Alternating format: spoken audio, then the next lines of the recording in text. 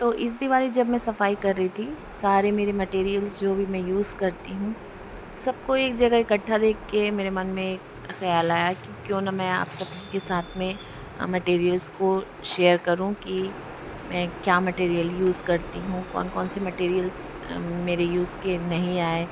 और कई बार ऐसा होता है कि हम ज़बरदस्ती कोई-कोई से मटेरियल ख़रीद लेते हैं जो यूज़ में नहीं आते। प्रैक्टिस में हम लिमिटेड मटेरियल में भी प्रैक्टिस कर सकते हैं। सो इस वीडियो में थोड़ी-सी साउंड कम है क्योंकि मुझे मेरा माइक मिल नहीं रहा था, but I know you can manage. इस बारे में जानने से पहले सबसे पहले एक बात क्लियर करेंगे हम कि पेंसिल कोई सी भी हो, पेंसिल की वैल्यू मैटर करती है, उसकी स्मूथनेस मैटर करती है।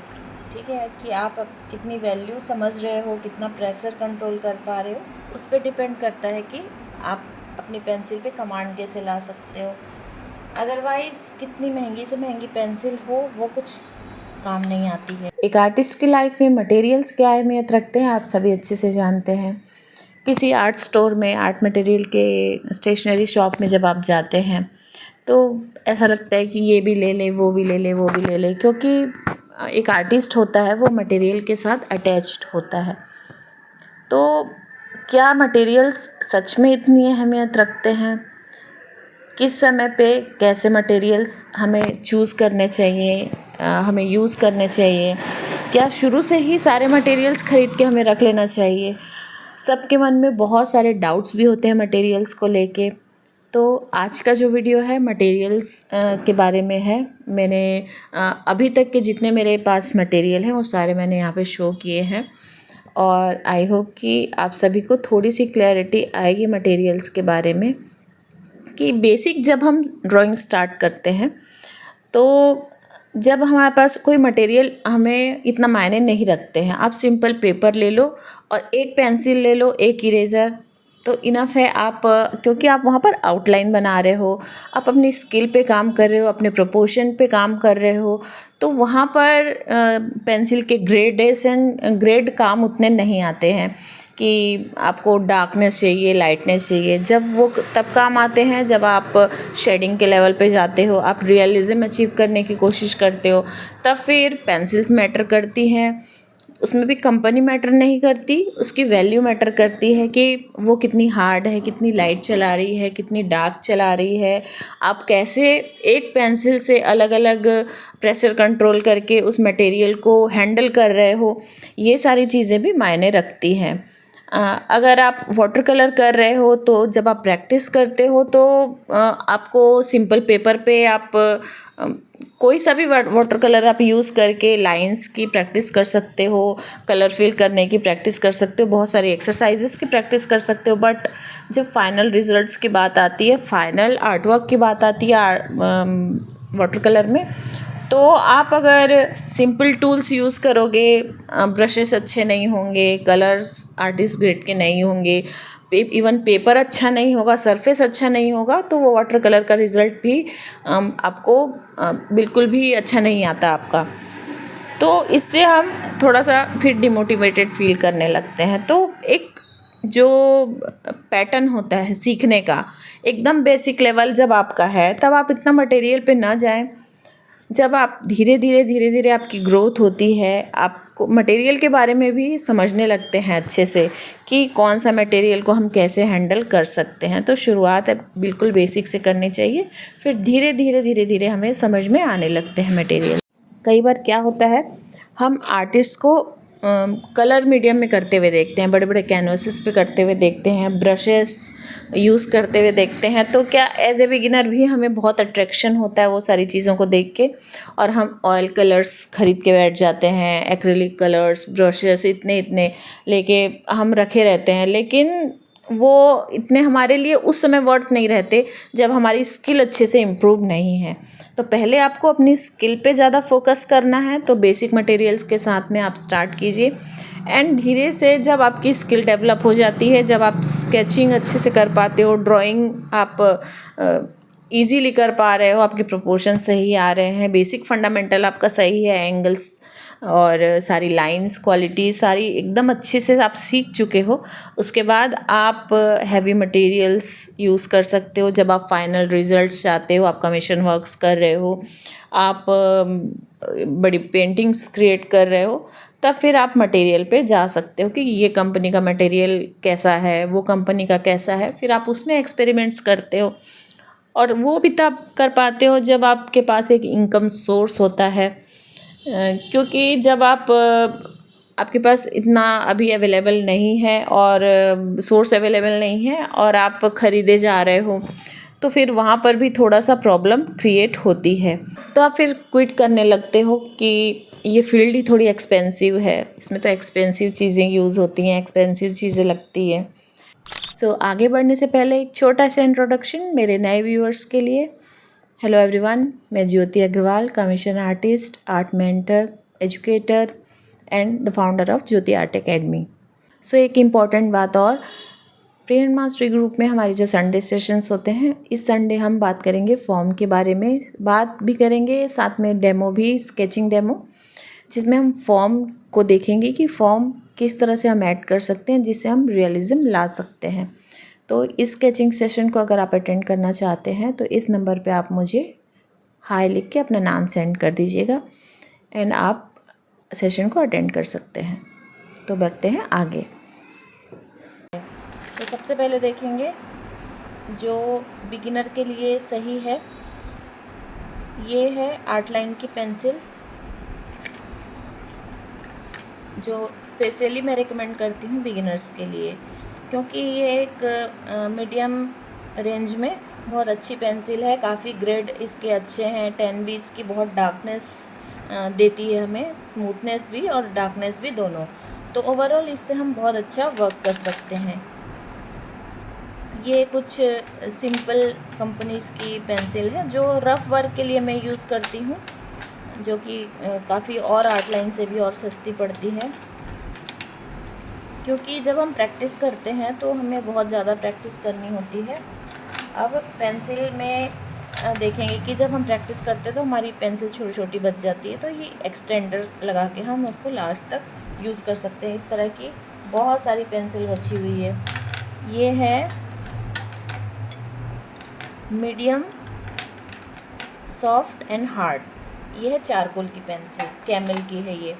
तो कैमल कंपनी की पेंसिल बेसिक लेवल पे बहुत अच्छी होती है। आप चारकोल की लें या फिर बहुत सारे कैमल के प्रोडक्ट्स होते हैं जो बिगिनर्स के लिए बहुत अच्छे होते हैं और उनकी क्वालिटी भी अच्छी होती है। तो ये चारकोल पेंसिल है जो कि 3 ग्रेड में आती है, soft, medium and hard. But ज़्यादातर सॉफ्ट ही यूज़ आती है क्योंकि वो डार्क चलाती है और स्मूथ चलाती है। हार्ड को हम तब यूज़ कर सकते हैं जब हम बहुत रियलिस्टिक वर्क कर रहे हों, उसमें हमें लाइटनेस की ज़रूरत हो, हम चारकोल में रियलिज़म कर रहे हो, तब हमें तीनों पेंसिल का यूज़ आता है। अदरवाइज़ स्केचिंग के लिए हम एक पेंसिल से भी सॉफ्ट पेंसिल से ज़्यादा वर्क करते हैं। तो ये तो हो गई सिंपल पेंसिल के बारे में। अब देखेंगे कि कुछ हाई रेंज की पेंसिल होती हैं, जैसे ये ब्रू स्ट्रोक की है, ये सेट है, ये मैंने लिया था। ये भी अच्छा, काफ़ी स्मूथ चलाता है, बहुत अच्छा है।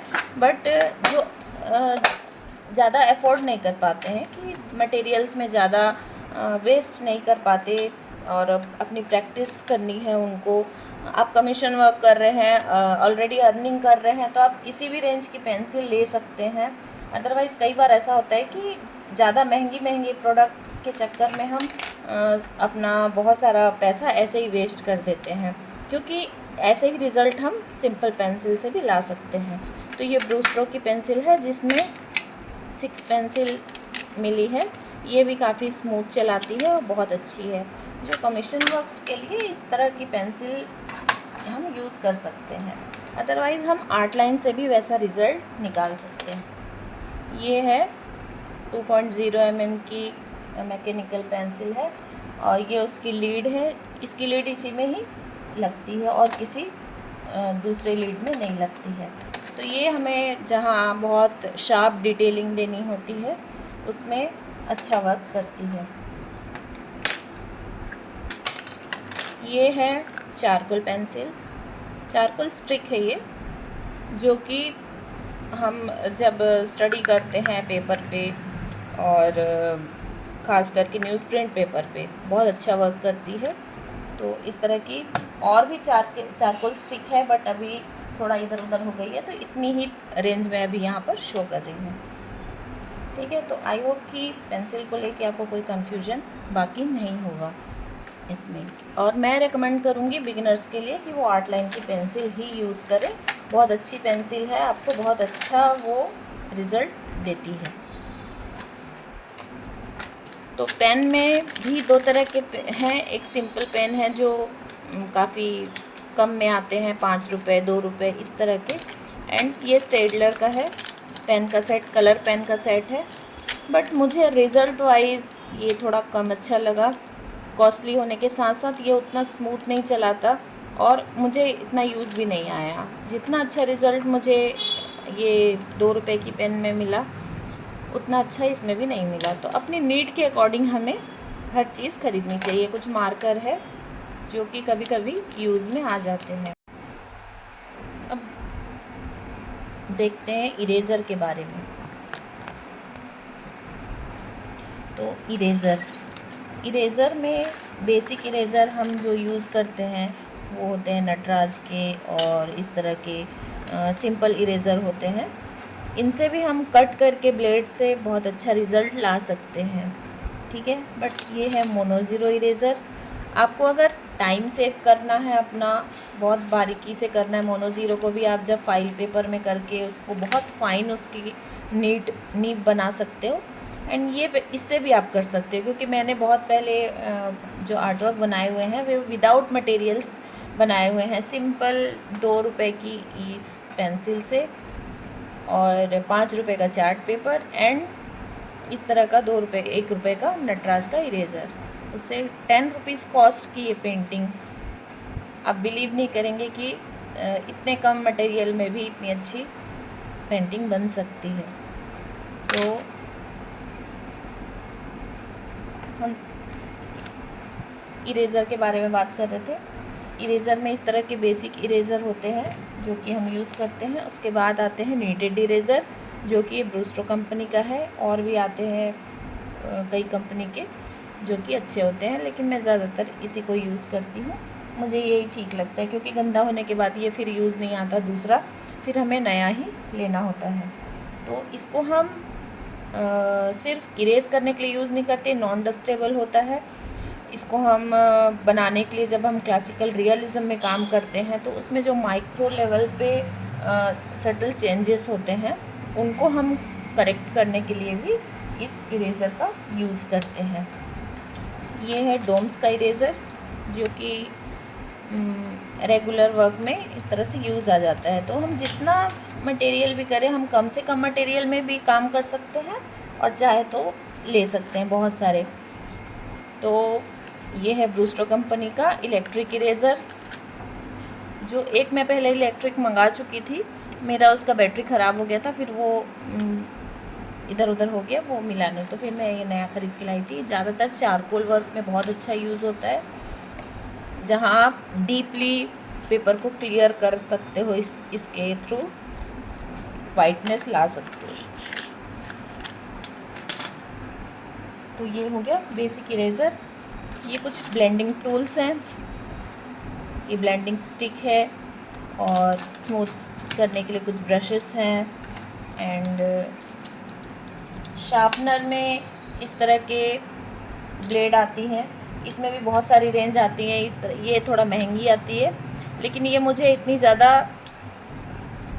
लगा नहीं कि कोई कॉस्ट ज़्यादा होने से लास्टिंग ज़्यादा होती है, क्योंकि ये भी सेम तरह से मुझे रिज़ल्ट देती है जैसे कि ये, और उतनी ही चलती है। तो ये है 15 रुपये की, ये है 100 रुपीज़ के ऊपर की है। तो आप जब खुद से मटेरियल्स चूज़ करना सीखते हो, यूज़ करते हो कई बार, तब फिर आपको समझ में आता है कि रियल में मटेरियल कैसे हमें। अभी रिसेंटली मैंने ये ब्रूस्टो का मंगाया है, क्योंकि मुझे लॉन्ग लीड की नीड थी कि लॉन्ग एंड शार्प लीड मुझे मिले, बट उतना जितना इसमें दिखाई दे रहा है उतना शार्प तो मुझे इसमें नहीं हो रहा है। मैं इसे रिटर्न करूं या फिर रखूं, ये समझ में नहीं आ रहा है।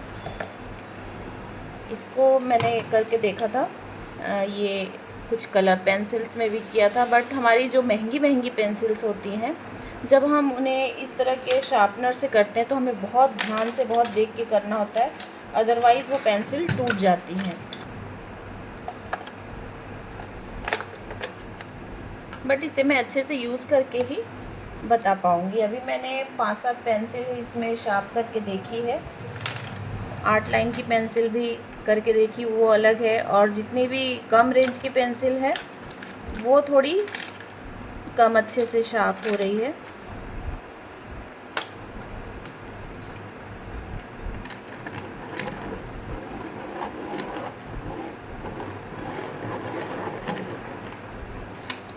तो इसमें क्या हो रहा है, मेन प्रॉब्लम है कि एक साइड से इतनी लंबी शार्प हो रही है, बट एक साइड से वो नहीं हो पा रही है। आप बिगिनर हो तो आप इस शार्पनर को यूज़ करो, और आप एडवांस लेवल पे वर्क कर रहे हो, कमीशन वर्क कर रहे हो, तो इस तरह का शार्पनर भी यूज़ कर सकते हो।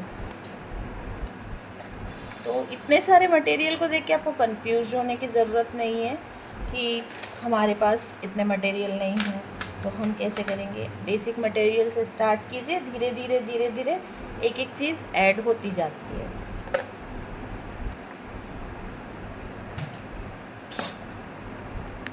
तो ये है वाइट चारकोल, जो कि हम ग्रे पेपर स्टडीज़ में यूज़ कर सकते हैं। ये भी सिंपल कैमलिन कंपनी की है। इसमें बहुत कॉस्टली पेंसिल्स भी आती हैं, बट सिंपल पेंसिल से ही हम प्रैक्टिस कर रहे हैं अभी। तो ब्रूस्टो का शार्पनर, अब इसमें कौन कौन सी पेंसिल में देखो ये रिज़ल्ट्स मिले हैं मुझे। सबसे अच्छे रिज़ल्ट मिले हैं चारकोल की पेंसिल में, जो कि काफ़ी अच्छी लॉन्ग लीड आई है। जितनी भी चारकोल की पेंसिल थी वो अच्छी छिलाई है, और जो एच ग्रेड की पेंसिल थी हार्ड, ठीक है, एच ग्रेड की पेंसिल बहुत कम छिलाई है, बहुत छोटी छोटी नोक बनी है इसकी। एंड कोई कोई सी पेंसिल इस तरह से टूट भी रही थी, जो ज़्यादा सॉफ्ट थी एकदम, और सिंपल जो सस्ती पेंसिल्स थी वो भी लंबी नहीं छिला रही थी, एक साइड से इस तरह से और एक साइड से इस तरह से। तो रिज़ल्ट हर पेंसिल में अलग अलग आया है। जितनी भी मोटी पेंसिल थी, डार्क जो 10B की और डार्क ग्रेड की पेंसिल्स थी, वो अच्छी छिला रही थी। तो सब में एक तरह का रिज़ल्ट नहीं आया है। और इतनी पेंसिल्स को छीलने के बाद ये इसमें निकला है इतना बुरादा, दिख रहा है ये सब ब्रूस्टो के शार्पनर में छीला हुआ उसका अवशेष है।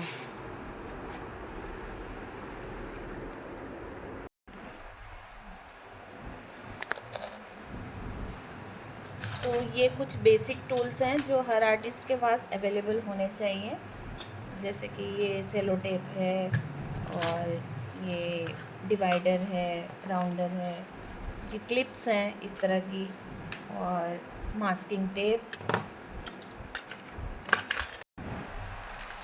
ये है फाइल पेपर, जो कि जिससे हम पेंसिल की टिप को शार्प कर सकते हैं।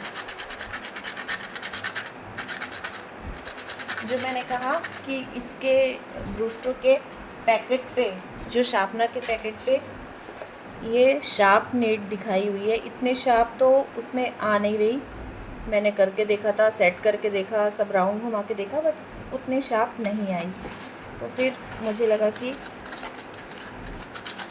शायद वो ख़राब है, बट मैंने रिटर्न नहीं किया। तो इस फाइल पेपर पे जब हम करते हैं तो हमें बहुत शार्प नीट लीड हमें मिलती है।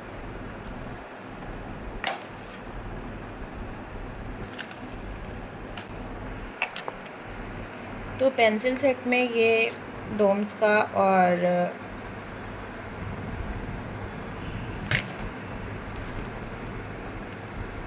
स्टेडलर का वाटर कलर की है, ये दोनों पेंसिल एंड वाटर कलर दोनों का काम करती है।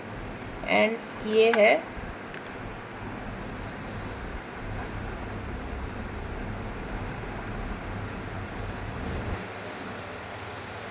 फेवर कैसल की सिंपल पेंसिल, कलर पेंसिल है। बट कलर पेंसिल में मैं उतना डिटेलिंग अभी करती नहीं हूँ, सिर्फ स्केचिंग ही करती हूँ। तो एज एन आर्टिस्ट हमें बहुत सारी चीज़ें जुगाड़ से करनी चाहिए। ये है चारकोल डस्ट, जो भी मैं पेंसिल शार्प करती हूँ फाइल पेपर पे, वो इकट्ठी कर करके यहाँ पर चारकोल डस्ट बन जाती है, जिसको ब्रश के साथ में हम यूज़ कर सकते हैं।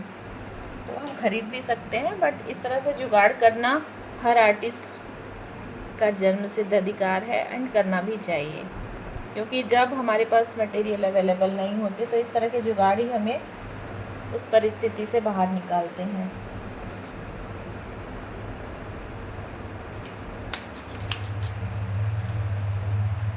तो ये फिक्सेटिव है।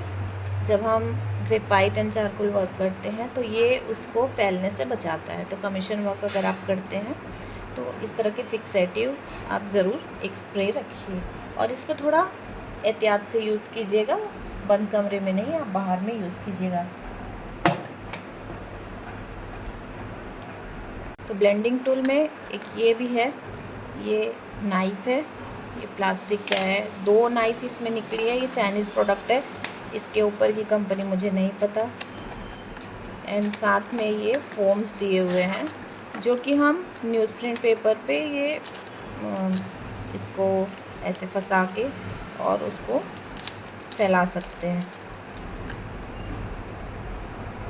तो पहले मैंने 1-2 बार जुगाड़ करके किया था, बट मुझे ये दिख गया ऑनलाइन में, तो मैंने ये मंगा लिया, क्योंकि मुझे चारकोल स्टडी अभी करनी थी।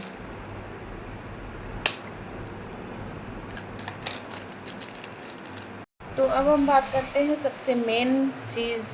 ये तो थे मटेरियल जिससे हम करते हैं, बेसिक मटेरियल थे ये। अब हम बेसिक पेपर की बात करेंगे कि कौन से मटेरियल आपको प्रैक्टिस के लिए एक्चुअल में चाहिए, क्योंकि जो मैंने प्रैक्टिस किया वो मैं आपके साथ शेयर कर रही हूँ। जिस प्रोडक्ट से मैंने अपने सारे मटेरियल आपके सामने शो कर रही हूँ, बट साथ में ये भी बता रही हूँ कि अगर आप बिगिनर हो तो आप बेसिक प्रोडक्ट से स्टार्ट कीजिए, बेसिक प्राइस के प्रोडक्ट से स्टार्ट कीजिए। जैसे पेंसिल में आप इतनी महंगी पेंसिल ना लेके आर्ट लाइन की बेसिक पेंसिल ले सकते हैं, वो भी बहुत अच्छा वर्क करती है। एंड इरेज़र में भी आप मोनो ज़ीरो अगर नहीं ले रहे हैं तो आप कटिंग करके भी यूज़ कर सकते हैं, और जब आप प्रोफेशनली वर्क करोगे तो आप इरेज़र ले सकते हैं। तो वैसे ही पेपर में भी न्यूज़ प्रिंट पेपर सबसे बेस्ट प्रोडक्ट है आपकी स्केचिंग के लिए, बड़े सरफेस पे वर्क करने के लिए। और मैंने जितनी भी स्टडी की, जितनी भी प्रैक्टिस की, सब इसी के ऊपर की है। एंड ये दूसरा है A4 साइज़ का ज़ेरॉक्स पेपर, ये भी बहुत अच्छा हमें प्रैक्टिस में काम आता है।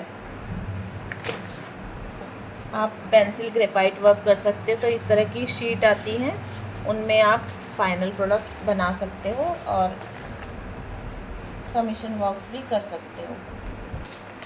तो सबसे ज़्यादा काम आता है, इसमें भी 2 तरह के आते हैं, एक ब्राउन आता है न्यूज़ प्रिंट पेपर, एंड एक इस तरह का पतला वाइट पेपर आता है। तो दोनों के अपने अपने रिज़ल्ट हैं। ब्राउन पे आप चारकोल की स्टडी भी कर सकते हो साथ में, और स्केचिंग इस पे वाइट पेपर पे कर सकते हो।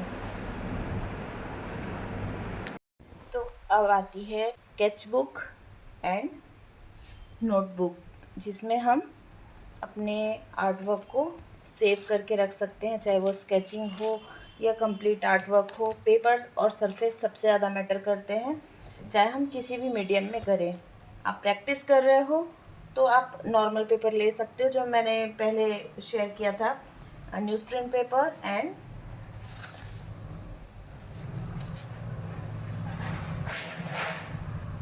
Xerox paper. तो अब देखते हैं कुछ स्केच बुक जो टाइम के साथ में इस टेबल पे इतना है कि मटेरियल में आ नहीं पा रहा है। तो ये बहुत काफ़ी साल हो गया इस नोटबुक को, बहुत पहले की नोटबुक है ये, आज से कम भी होगी, इसमें डेट नहीं लिखा हुआ है, बट बहुत साल पुरानी है, कम से कम भी 15-17 साल पुरानी नोटबुक है ये। तो ये है क्लासमेट की, नहीं मैट्रिक्स की है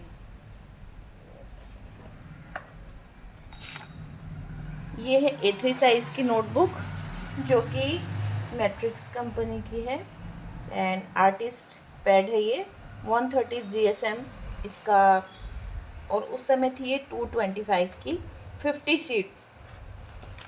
अब तो इतने में आएगी भी नहीं।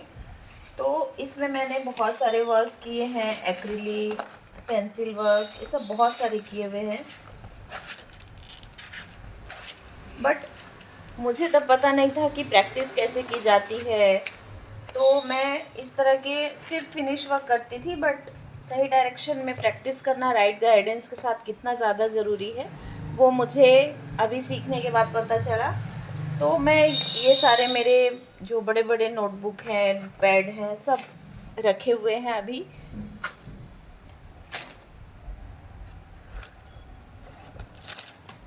इसके बाद ये कुछ हैंडमेड नोटबुक है जो कि आइवरी शीट से बनाई गई है, जिसमें मैंने बहुत सारा पेंसिल वर्क और कलर वर्क सब चीज़ मिक्स किया हुआ है, पेन वर्क। तो प्रैक्टिस करने के लिए इस तरह से ये नोटबुक, ये हाथ से बनाई हुई है। ये मेरे छोटे भाई ने मुझे बना के दी थी, जो अब इस दुनिया में नहीं है। अभी 1 साल पहले ही उसका सडन हार्ट अटैक आने से वो चला गया। तो मैं आप सबके साथ इसे शेयर कर रही हूँ क्योंकि मैं कुछ इमोशंस होते हैं, हम एआई नहीं हैं, हम इंसान हैं, हम भी इमोशन से जुड़े हुए होते हैं। तो जब एक इंसान के इमोशन से जुड़ता है तो वो अपनी हर बात को शेयर करता है। तो मेरी आर्ट जर्नी में भी मैं अपने भाई के साथ में अटैच थी बहुत ज़्यादा। उसने मुझे इतनी सारी चीज़ें बना के दी, इसमें आप मेरा नाम भी देख रहे होंगे, वो सब उसने बना के दिया था। तो इसमें लगाया हुआ एक एक पेपर वो अपने हाथ से लगाया था। खैर, तो हम एआई नहीं हैं, हम इमोशनली अटैच्ड होते हैं। आप भी जो मुझे देख रहे हैं शुरू से लेके आखिरी तक, तो आप मेरे साथ अटैच्ड हैं।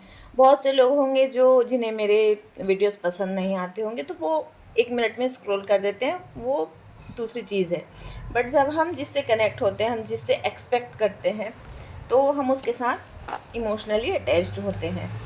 तो इसलिए मैं इस तरह की चीज़ें भी आप लोगों के साथ आज शेयर कर पा रही हूँ। नहीं तो मैं अपने इमोशंस कभी किसी के सामने शेयर नहीं करती। तो आज ये नोटबुक देख के मुझे लगा कि मैं ये शेयर करूँ ये बात। वो मुझे बहुत सपोर्ट करता था मेरे आर्ट को, क्योंकि अपने 40s के बाद में हमारे as a housewife art के फील्ड में इतना स्ट्रगल करना, सीखना, काम करना, थोड़ा कभी कभी ऐसा होता है कि हम माइंडसेट हमारा चेंज होने लगता है कि हम करें या ना करें।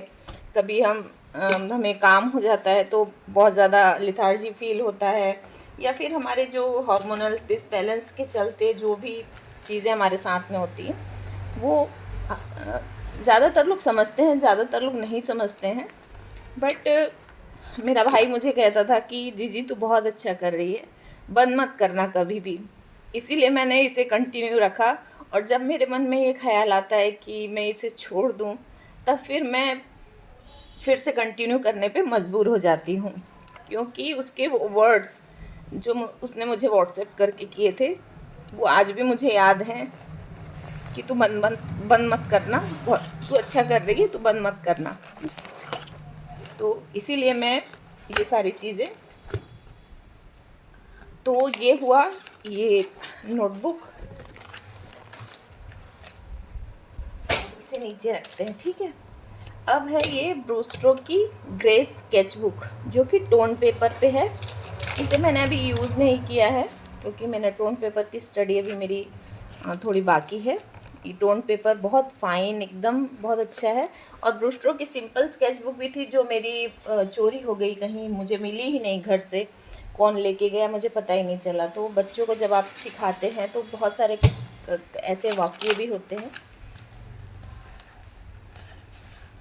तो ये है आर्टिस्ट का वाटर कलर, जो कि 25% कॉटन कोल्ड प्रेस्ड है। वाटर कलर के लिए बहुत थिक पेपर है, 300 GSM का पेपर है और इसमें आप वाटर कलर वर्क्स अच्छे से कर सकते हैं। तो ज़्यादा इसके वर्क तो ज़्यादा से ज़्यादा चले गए हैं निकल के।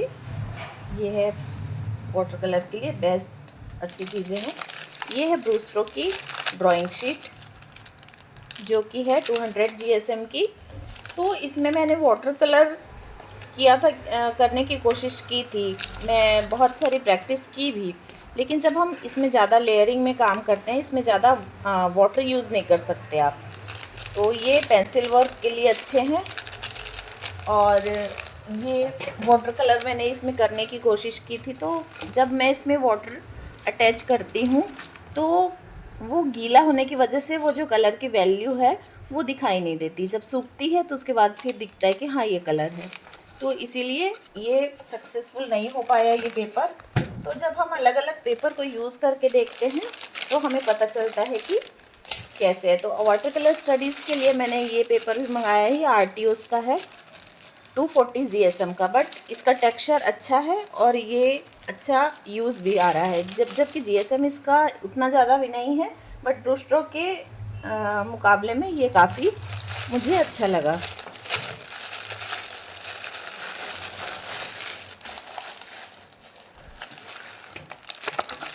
और प्रैक्टिस के लिए वापस से जुगाड़, मैंने बहुत सारे ये टोन पेपर, ये ग्रे पेपर फाड़ के रखे हैं, ये जो चॉकलेट्स के और मिठाई के डब्बे में इस तरह के चीज़ों में आते हैं, तो इसमें भी हम प्रैक्टिस कर सकते हैं। तो रेगुलर प्रैक्टिस के लिए मैंने ऐसे बहुत सारी चीज़ें इकट्ठी करके रखी थी जो कि मुझे प्रैक्टिस में बहुत काम आती थी। लिखने के लिए मैंने पहले बच्चों की खाली कॉपी में भी लिख लिख के काम चलाया। फिर जैसे जैसे हम आगे बढ़ते जाते हैं तो हमारे साथ में चीज़ें ऐड होते जाती है।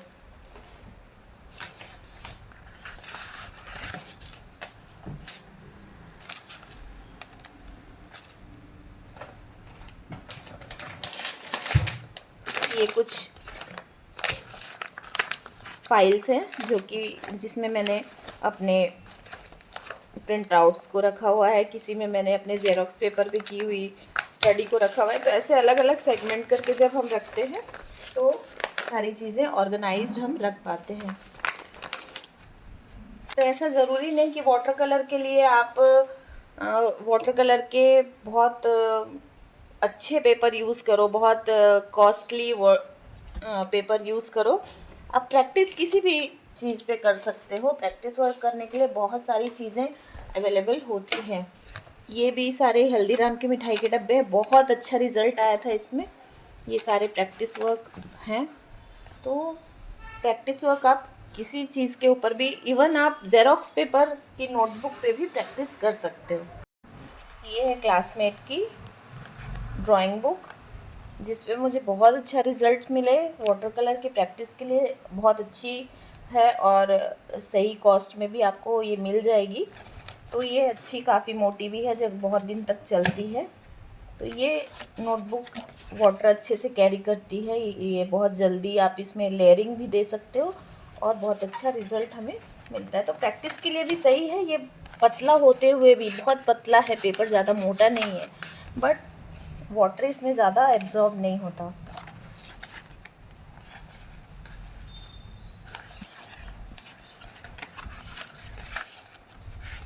तो इस तरह से आप स्केचेस भी कर सकते हैं एंड छोटे छोटे थंबनेल स्केचेस भी कर सकते हैं।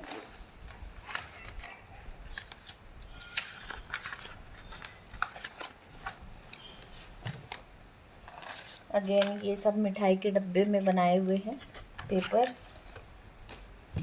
एंड ये जो जेरोक्स पेपर पे मैंने बोला, मैंने जेरोक्स पेपर पे भी किया हुआ है। तो प्रैक्टिस वर्क हम कहीं पे भी कर सकते हैं जहाँ हम ज़्यादा लेयर में काम नहीं करते, रफ़ स्केचेस बनाते हैं, छोटे छोटे स्केचेस बनाते हैं। तो जहाँ ज़्यादा प्रैक्टिस की ज़रूरत होती है वहाँ हम जेरोक्स पेपर पे भी काम कर सकते हैं। मोनोक्रोम में किया हुआ है।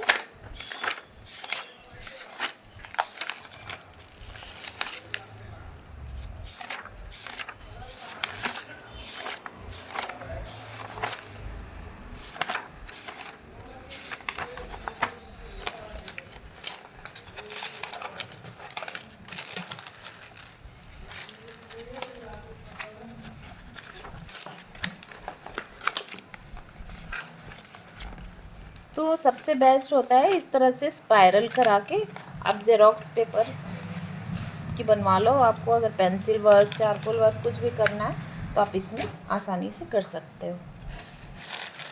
तो ये हुआ पेपर। तो कंपनी मैटर नहीं करती है, आप अपनी नीड के अकॉर्डिंग करोगे। प्रैक्टिस वर्क कर रहे हो तो आप कहीं कहीं से जुगाड़ करके भी आप उस पर प्रैक्टिस कर सकते हो, और धीरे धीरे आपको समझ में आते जाता है कि आप कैसा पेपर लोगे। और ज़्यादा महंगे पेपर के पीछे शुरू में नहीं भागना, अपनी नीड के अकॉर्डिंग आप पेपर चूज़ कर सकते हो। एंड आप कमेंट में भी मुझसे कुछ अगर आपको पूछना है मटेरियल रिलेटेड तो आप मुझसे पूछ सकते हो।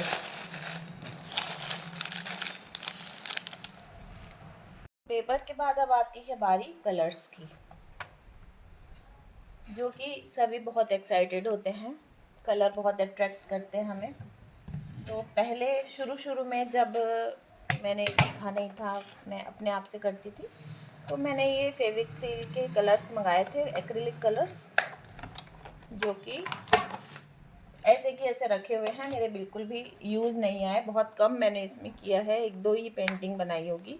ये सारे के सारे रखे हुए हैं ऐसे, और अब मैं इन्हें यूज़ नहीं करती हूँ। ये पोस्टर कलर है कुछ,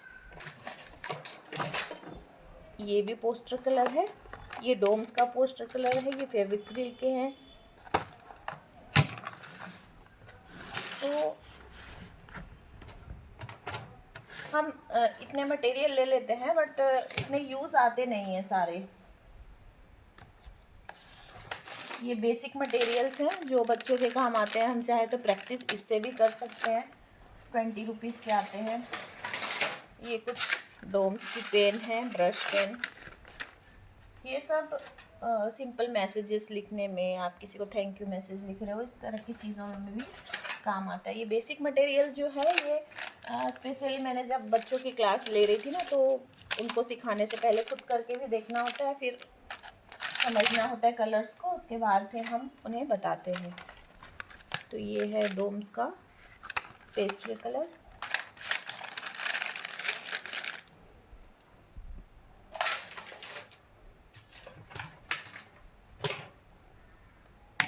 एंड एक्रिलिक कलर जो मैं स्पेशली कमीशन वर्क में यूज़ करती हूँ अभी, कैमल के आर्टिस्ट ग्रेड के एक्रिलिक कलर्स हैं।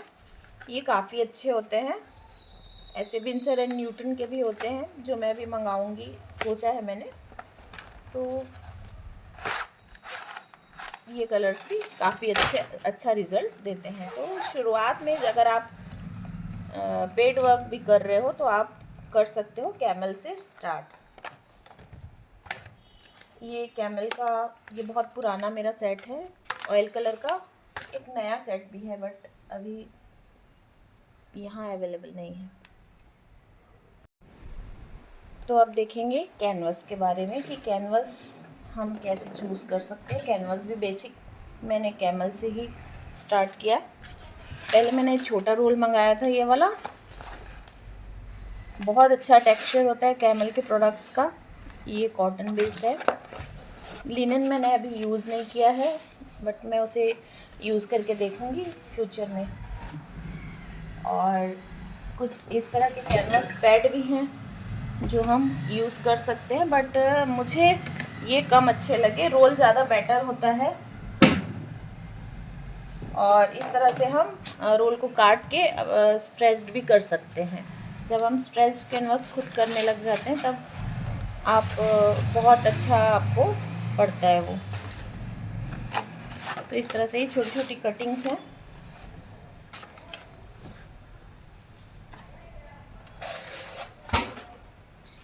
इस टेबल पे जगह नहीं हो रही है अभी रखने के लिए सारे प्रोडक्ट्स को। एक्रिलिक, ये जो कलर ख़त्म होते जाते हैं पैक में, उसका एक जो ज़्यादा कलर यूज़ होते हैं उसका बड़ा पैक भी मिलता है। तो ये फाइन आर्ट का आर्टिस्ट ग्रेड का एक्रिलिक कलर है, फेविक्रिल का।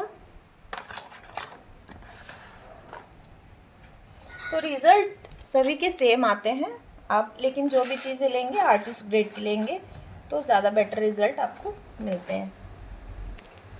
आर्टिस्ट ग्रेड का कैमल वाटर कलर का सेट, जो कि 18 कलर का है, 9 ml का सेट है। ये भी बहुत अच्छा वर्क करता है। तो महंगे प्रोडक्ट से जाने से पहले आप कैमल के प्रोडक्ट ज़रूर यूज़ करके देखें। अब ये आती है जेसो प्राइम करने के लिए, जो कि कैनवास को प्राइम करने के लिए बहुत अच्छा होता है। स्मूथ टेक्सचर इससे हमें मिलता है। या फिर हम वाइट एक्रिलिक कलर भी यूज़ कर सकते हैं। ऑयल कलर के लिए लिक्विन एंड लिंसीड ऑयल एंड ये टर्पेंटाइन है, जिसको हम हाफ हाफ मिक्स करके उसको अच्छा बैलेंस बना सकते हैं, ताकि वो रुके मत, आप फ्लोली अच्छे से वर्क कर पाए। बट अगर हम ज़्यादा लिंसीड ऑयल लेते हैं तो वो जल्दी से सूख नहीं पाता।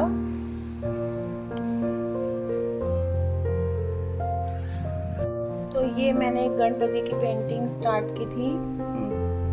उस समय में बारिश बहुत ज़्यादा हो रही थी और ह्यूमिडिटी की वजह से ये पेंटिंग में फंगस लग गया था, तो ये स्पॉइल हो चुकी थी। इस पर दोबारा से नहीं किया जा सकता अभी। तो हमें बरसात में ऑयल पेंटिंग एक तो ऐसे ही अवॉइड करनी चाहिए, क्योंकि सूखना बहुत ज़्यादा ज़रूरी है, वरना फंगस लग जाता है और आपके कलर्स भी वेस्ट होंगे, प्लस कैनवास भी खराब होता है। तो अब हम देखेंगे कैनवास का बड़ा रोल, जो कि बड़े वर्क के लिए है। 91 cm इंटू 5 मीटर का ये रोल है, जिसे हम अपनी नीड के अकॉर्डिंग बड़ा छोटा कट करके यूज़ कर सकते हैं। फ्री साइज़ में आप बड़ी पेंटिंग्स भी क्रिएट कर सकते हैं एंड आप इसमें जो बच्चे कुचे जो रहते हैं उनमें छोटी छोटी पेंटिंग बना सकते हैं। तो अब स्टैंड के लिए हमें ईजल तक जाना होगा, वो टेबल तक नहीं आ सकता। तो ये ईजल, जो कि एक लकड़ी का बेसिक ईजल मैंने अभी लिया हुआ है। इससे पहले मैंने बोस्ट्रो का वो 1000 वाला ईजल यूज़ किया था, वो भी काफ़ी दिन तक चला था। ये भी अच्छा रिजल्ट मिल रहा है इससे। फ्यूचर में कभी व्हील वाला अच्छा वाला ईजल लेंगे हम। तो ये एक्रिलिक में स्टार्ट किया था मैंने, अभी अधूरा है ये। और इस बोर्ड को हम नीचे रख के भी कर सकते हैं। अगर आपके पास ईजल नहीं है तो इस तरह से आप बोर्ड को नीचे रख के भी काम कर सकते हैं। ये पैलेट की बारी। ये वाटर कलर का पैलेट है, जो गंदा दिख रहा है, बट इसी तरह से ज़्यादा अच्छा वर्क होता है, क्योंकि इससे हमें बहुत सारे कलर्स मिल जाते हैं। एंड ऑयल पेंटिंग के लिए मैंने पैलेट, ये मैं टाइल्स पे भी करती हूँ। देन अगेन ये जुगाड़ है, ये सारे प्लाईवुड की शीट है, शॉप से आप ले सकते हो। वहाँ पर जो बुक उनकी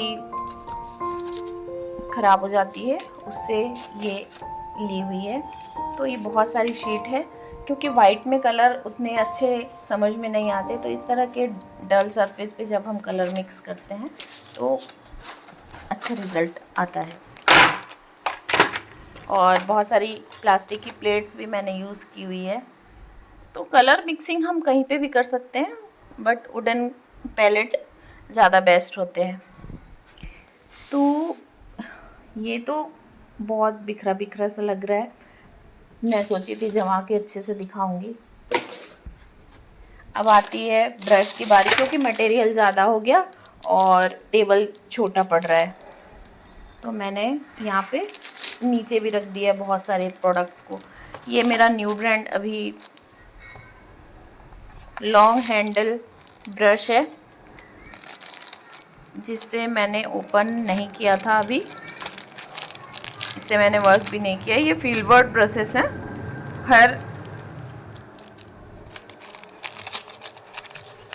साइज में है ये। तो ये जो बारीक ब्रशेस हैं, छोटे सरफेस पे या फिर कम जगह को फिल करने के लिए, इससे ब्लेंडिंग अच्छी होती है फील्डवर्क ब्रशेस से। लॉन्ग हैंडल से हम डिस्टेंस मेंटेन कर सकते हैं।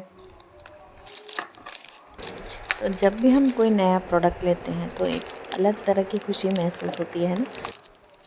तो ये कुछ ओपन ब्रशेस हैं, जिसमें बहुत सारे ब्रशेस हैं। ये वाटर कलर का फ्लैट ब्रश है, जो कि सिंथेटिक हेयर ब्रश है। दो तरह के होते हैं, एक एनिमल हेयर होते हैं, एक सिंथेटिक। ये ब्रूस्ट्रो का ब्रश है जो 4 का सेट आता है। ये भी वाटर कलर के मॉप ब्रशेस हैं, तो बहुत अच्छे होते हैं ये वर्क करने के लिए।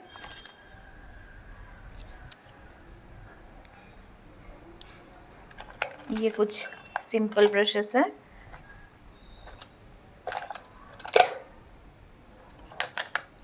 तो इस तरह जब ब्रशेस ख़राब हो जाते हैं तो उनको फेंकिए मत, ये रफ़ टेक्सचर के लिए बहुत अच्छे यूज़ आते हैं।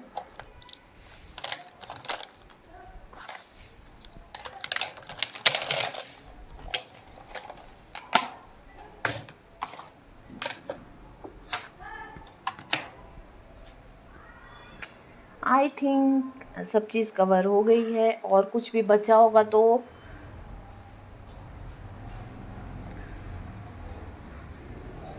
मेन गड़बड़ी हो गई। आज मेरी दिवाली की सफाई में बीच में लेके मैं ये बैठ गई। मुझे अलग से एक दिन बनाना चाहिए था ये, बट कोई नहीं, हर चीज़ का अपना एक टाइम होता है। तो बहुत सारी चीज़ें मैंने नीचे भी रख दी है, वरना टेबल मैं सोची थी बिल्कुल जमा के एकदम अच्छे से शो करूँगी, बट उसका अभी टाइम नहीं है इतना। तो आपने देखा और समझा, तो जो भी आपने समझा है अच्छे से वो सारी चीज़ें आप कमेंट में मुझे ज़रूर बताना, ठीक है। मटेरियल रिलेटेड कोई इश्यूज़ हो आपको वो भी आप लिख सकते हो, या फिर आपने भी इस तरह से बहुत ज़्यादा वेस्टेज की होगी। खैर मैंने वेस्टेज तो नहीं की, क्योंकि जब जो स्टेज आता गया मैं वो चीज़ें जो ली थी उसको मैंने यूज़ किया, देखा, समझा। हाँ, मैं पेन में, पेंसिल में एक्स्ट्रा बहुत ज़्यादा कर देती हूँ खर्च, जितना यूज़ नहीं आता उससे ज़्यादा ख़रीद लेती हूँ, बट सब चीज़ें ख़राब होने की नहीं होती हैं, वो कभी ना कभी यूज़ आती है, ठीक है। तो ये थे मेरे मटेरियल कुछ, बट ठीक से जमने के बाद मैं एक बार और दिखाऊंगी, ठीक है। सो ये थी मेरी अभी तक की जमा पूंजी, कंप्लीट मटेरियल जर्नी मेरी, और आई होप कि आप लोगों को कुछ इसमें समझ में आया होगा कि क्या यूज़ करें क्या ना करें। और मेरा जो स्टूडियो है वो अभी क्लीन हो चुका है। तो मिलेंगे नेक्स्ट वीडियो में एक नए लेसन के साथ। Till then bye bye.